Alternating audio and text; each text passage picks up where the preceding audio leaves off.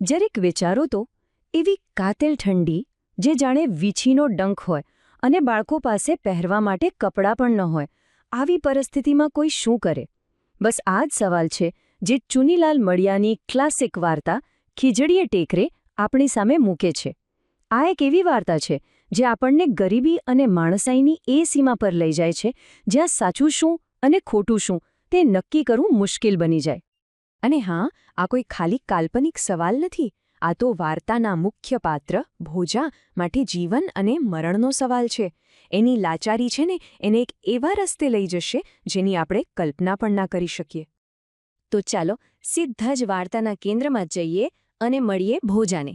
એક એવો બાપ જે પોતાની ઠંડી તો ભૂલી જ ગયો છે, પણ આ થીજવી દેતા શિયાળામાં પોતાના પરિવારને બચાવવા માટે બસ ઝઝૂમી રહ્યો છે.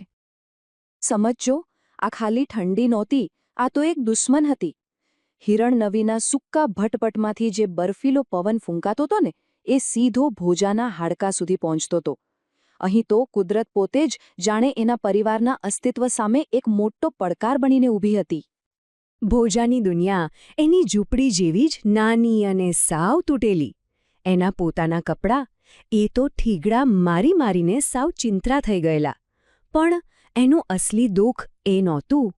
એની ખરી પીડા તો હતી એના બાળકોના નાગાપૂગા શરીરને ઠંડીમાં ધ્રુજતા જોવાની. વિચારો તો, એક બાપ માટે આનાથી વધારે અસહ્ય બીજું શું હોઈ શકે, ખરું ને? અને બસ આ જ છે ભોજાના સંઘર્ષનું મૂળ. આ વાર્તા ખાલી ગરીબીની નથી. આ તો એક પિતાના અતૂટ પ્રેમ અને એની ભયાનક લાચારીની વાત છે. અને આ જ લાચારી એને કેવા નિર્ણય તરફ ધકેલી રહી છે જે સમાજની નજરમાં તો ગુનો છે, પણ કદાચ એક બાપની નજરમાં ફરજ છે. અને હવે અહીંથી વાર્તા એક એવો વળાંક લે છે જેની કોઈએ કલ્પના પણ નહીં કરી હોય. એકદમ અંધકારમય વળાંક. ભોજાની મુશ્કેલીનો ઉકેલ એક દુઃખદ ઘટનામાં છુપાયેલો છે. એક એવી તક જેને લલચાવે તો છે, પણ સાથે સાથે એના અંતરાત્માને પણ ઝંઝોડી નાખે છે. થયું એવું કે ગામના પોસ્ટમાસ્ટરને ત્યાં વર્ષોની રાહ જોયા પછી દીકરાનો જન્મ થયો. પણ નસીબને એ મંજૂર નહોતું. થોડા જ સમયમાં એનું મૃત્યુ થયું. આ એક અત્યંત દુઃખદ ઘટના હતી, પણ આ જ ઘટના ભોજાના નૈતિક સંઘર્ષનું કારણ બનવાની હતી.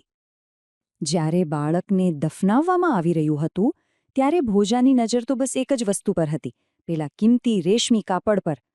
એના મગજમાં બસ એક જ વિચાર ઘૂમતો હતો કે જે કપડું એક મૃત શરીરને ગરમી નથી આપી શકતું, એ જ કપડું એના જીવતા બાળકોને આ કાતિલ ઠંડીથી બચાવી શકે છે. અને બસ એક ભયાનક વિચાર એના મનમાં ઘર કરી રહ્યો હતો. હવે ભોજાના મનમાં એક જબરદસ્ત યુદ્ધ શરૂ થાય છે. એનું ભૂતકાળ એને ઉશ્કેરે છે, પણ આવનારા સમયમાં મળનારી સજાનો ડર એને રોકી રહ્યો છે. જાણે ભોજાની અંદર બે માણસો લડી રહ્યા હતા. એક હતો એનો ભૂતકાળ, એક નીડર ચોર જે અંધારાથી ડરતો નહોતો, અને બીજો હતો આજનો ભોજો, એક ડરપોક, ઘરડો માણસ જે પોલીસના દંડાના વિચારથી જ ધ્રુજી ઉઠતો હતો. તો કોણ જીતશે, એનો ડર કે પછી એના બાળકો માટેનો પ્રેમ? અને આખરે લાચારી જીતી જાય છે. બાળકોની ઠંડી સામે એનો પ્રેમ એના ડર પર ભારી પડે છે. એ નક્કી કરી લે છે કે એ કબર ખોદશે અને પેલું કાપડ મેળવીને જ રહેશે. ભોજાના હાથ જાણે કોઈ માહેર કારીગરની જેમ ચાલી રહ્યા હતા. એની દરેક હિલચાલમાં વર્ષોનો અનુભવ દેખાઈ રહ્યો હતો.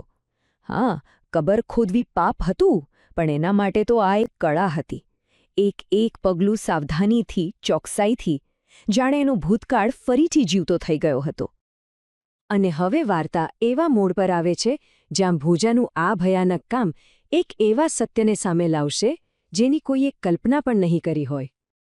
જે ઘડીની એ રાહ જોતો હતો એ આવી ગઈ. એણે ખૂબ જ સાચવીને કપડામાં લપેટાયેલું પેલું નાનકડું પોટલું હાથમાં લીધું. એને લાગ્યું કે એને फ्रेंड्स, इस वीडियो को पूरा देखने के लिए आज ही फ्लेक्सी टीचर ऐप सब्सक्राइब करें, जहां आपको मिलेंगे animated videos, digital books, text book solutions, notes, DPP और क्विज. और हाँ, flexi teacher app mobile, TV और कंप्यूटर पर अवेलेबल है. और अगर आपके पास इंटरनेट नहीं है तो तुरंत ऑफलाइन सेट टॉप बॉक्स के लिए संपर्क करें. Flexi teacher, the one you needed.